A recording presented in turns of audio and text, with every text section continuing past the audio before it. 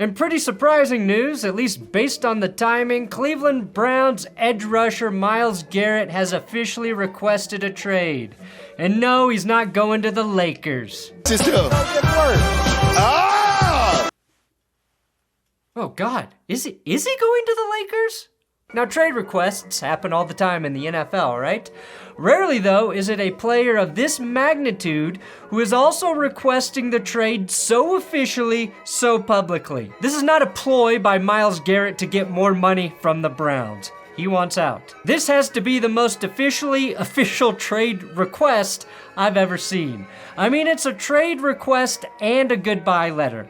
Myles Garrett is 29, but is still one of the most dominant pass rushers in the league. 14 sacks, 83 pressures this last season. His goal is to win a Super Bowl, and obviously the Browns are a million miles, pun intended, from reaching that goal. So today I want to break down the most likely trade destinations for Myles Garrett. I've whittled the list down to 5. Obviously, there are 31 teams in the league that would love to add Garrett to their roster. He is still that good. Let's dive in. That's good sports.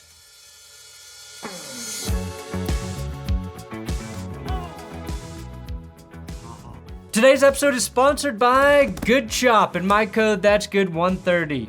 That code will get you $130 off your first 4 boxes of Good Chop meat. This week, after my Good Chop box arrived on my doorstep, I used my ribeye steaks to make fajitas. Or a giant burrito. Whatever. It's my favorite cut. The marbling is always exquisite, the thickness consistent, and a ribeye with Southwest seasonings, cooked with peppers and onions, delicious. You can order well-marbled Angus, USDA choice, and prime cuts, or get delicious 100% grass-fed steaks, whatever you prefer. You can customize your box with high-quality meat, protein, and seafood to be delivered to your home on your schedule. All of their products are sourced from the USA, exclusively from American farms and fisheries. I've eaten their wild-caught salmon more times than I can count. So go to goodchop.com/YouTube and use my code That'sGood130 or click the link in the description below to get $130 off across your first 4 boxes. An amazing deal topped with Good Chop's 100% money back guarantee. And even if you're an elite chef like me, no matter what you do in the kitchen, you're at the mercy of the quality of your ingredients, right? So I've worked with Good Chop for years now because their quality is amazing. The irony here, of course, is that Deshaun Watson wanted to be traded out of Houston, forced his way out. The Texans at the time refused to consider a trade until, 26 allegations popped up. And now the team that was dumb enough to trade for him is watching as their star player is forcing his way out. That's irony, right? Browns GM Andrew Berry has been on the record twice in the last couple weeks saying he would not take 2 first-round picks for Myles Garrett. No GM who has a guy like Myles Garrett wants to let him leave. Sorry, I said that wrong. No NFL GM would let him leave. Now, we all know Mavs GM Nico Harrison would have traded Myles Garrett 2 years ago for Hassan Reddick and a Chili's gift card. I think there is less than a 1% chance Garrett returns to Cleveland. The way he made this request ensures he's gone. Now, if he goes to a true contender, I think 2 first-round picks for Garrett aren't out of the question, considering they'd be late first-round picks, but who knows? That's always the catch. When a player requests a trade to a contender, the contenders just don't have the assets that are ultimately making the trade palatable for the fans. And if Myles Garrett gets that wish, the compensation becomes pick 32, and you're not getting a Garrett replacement at that draft slot. Now, Diana Rossini reported that one NFL GM told her that a Myles Garrett trade would probably look like this: a first and a second-round pick plus 2 threes and a player to throw in there. Obviously, it depends on where those first-rounders land because they're certainly not all created equal, but the idea that a team is going to dangle 3 first-round picks for a 29-year-old edge rusher is not going to happen, Andrew Berry. Now that makes plenty of sense, right? As good as Garrett's been in 8 years in the NFL, where he's had double-digit sacks in 7 of those seasons. He's not an ascending player, and you can probably only count on 3 seasons of elite play before he starts to slow down. But God knows, with that big, beautiful, perfect body of his, he might never slow down. Oh. Right off the bat, we can eliminate any team in the AFC North. I think you can also rule out any team that's going to have Mason Rudolph on the roster. Although it would be a nice moment if the two of them could maybe sign a dented football helmet and auction it off for charity as teammates. The Bills and Eagles currently have the best odds to land Myles Garrett. The Ravens are there at plus 800. Don't be a sucker and place any money on that bet. There's a better chance of Antonio Brown returning to the NFL and winning the Walter Payton Man of the Year award than the Browns sending Garrett to the Ravens. The Cardinals are not a contender. No way Myles Garrett leaves for Arizona. Teams I personally think that would be in play for him include the Commanders, the Bears, the Chargers, Lions, Broncos, Eagles, Chiefs, Bills, and maybe the 49ers or Rams. But coming in at 6... Yeah, I know I said 5 teams, but damn it, I gotta throw in my Denver Broncos. The Broncos had the most sacks in the NFL last year with 63, 9 more than the Ravens, who finished in 2nd place. Now imagine throwing Myles Garrett into that mix. Hopefully you get the DPOY, man. You got my vote, so thank you, brother. Also, it pains me to say this, the Broncos' pass rush kind of disappeared in the big games and the big moments. They dominated lesser talent, but when they played teams with winning records, their defense struggled. Now, we also mentioned the Browns potentially getting a player in return, but if I'm the Broncos, I do not feel comfortable sending them Nick Bonito because of his age, his trajectory as a player, and how much I love saying Bonito, Bonito, Bonito, Bonito, Bonito, Bonito. But if the package included, say, Jonathan Cooper in addition to the picks, that could get pretty spicy. The Broncos, like another team we'll be talking about, are firmly in that rookie contract window, and now is the time to take big swings. But Myles Garrett would certainly not address the Broncos' biggest issue, which is a lack of playmakers on offense. So that takes us to Team 5. You'd have to be an absolute moron to not give some leeway for front office devil magic to take place, right? Kansas City, always going to be a destination for players that are ring chasing because, well, shit, they've got a lot of them, and they're always going to be in that conversation as long as Patrick Mahomes and Andy Reid are there. Do the Chiefs need Myles Garrett, though? No. George Karlaftis isn't a slouch, and I think if KC makes a trade at any position this year, it's for a tackle spot or maybe an elite receiver spot, which is why I think the Eagles actually have a better chance to land Myles Garrett.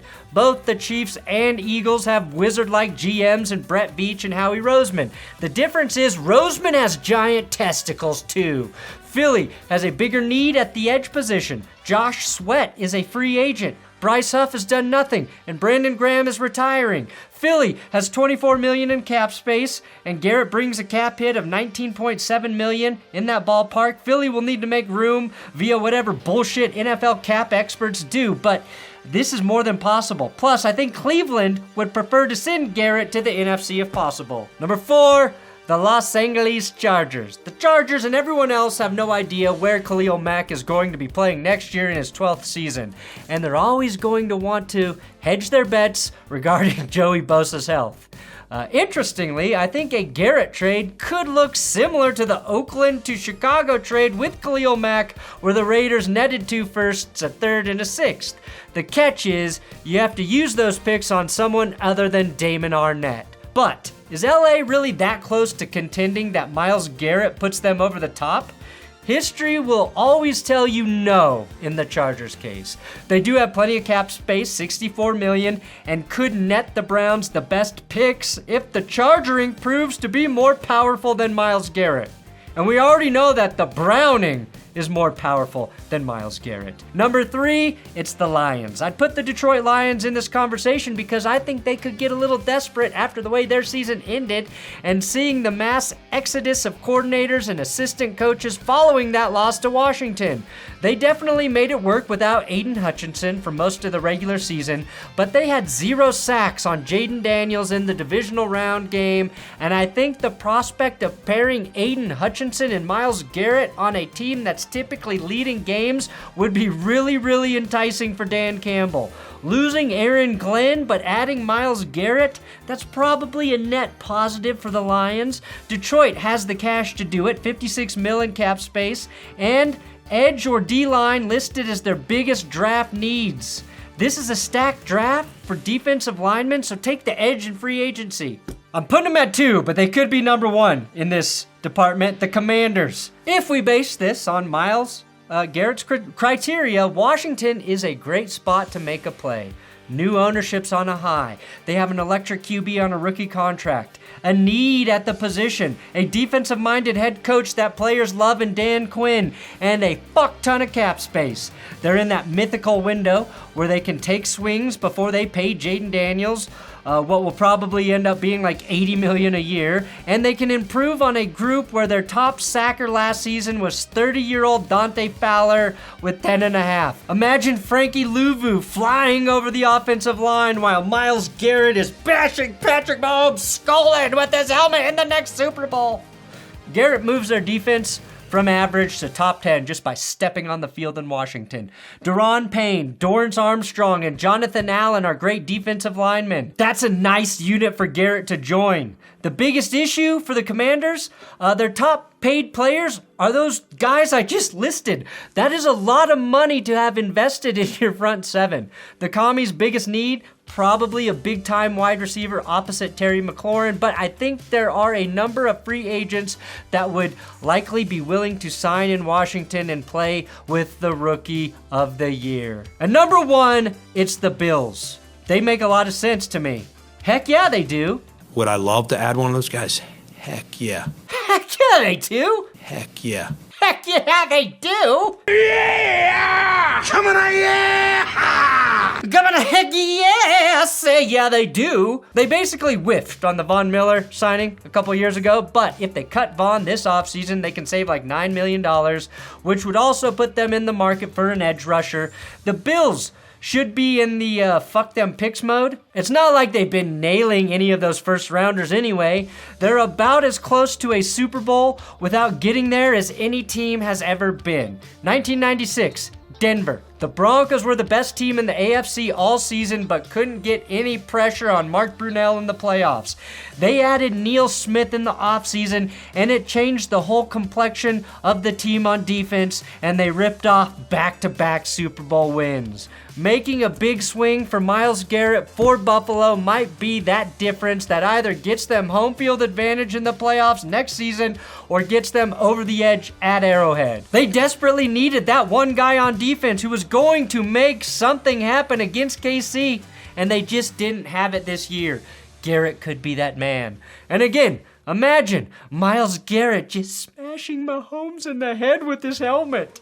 At the end of the day, the fact that Myles Garrett is publicly requesting a trade is a massive failure on the part of the Browns, and it all stems back to the Deshaun Watson trade. This team was in position to compete with Baker Mayfield 3 years ago. Hell, even if they didn't want Baker, they could have made a play for a rookie quarterback in 2023 or 2024 and used significantly less draft capital to replace him. Instead, they wound up blowing 3 first-round picks, got markedly worse at the QB position, dug themselves deep into cap hell, and ended up costing themselves a former defensive player of the year and an elite edge rusher who's been a staple of the team since they picked him first overall back in 2017.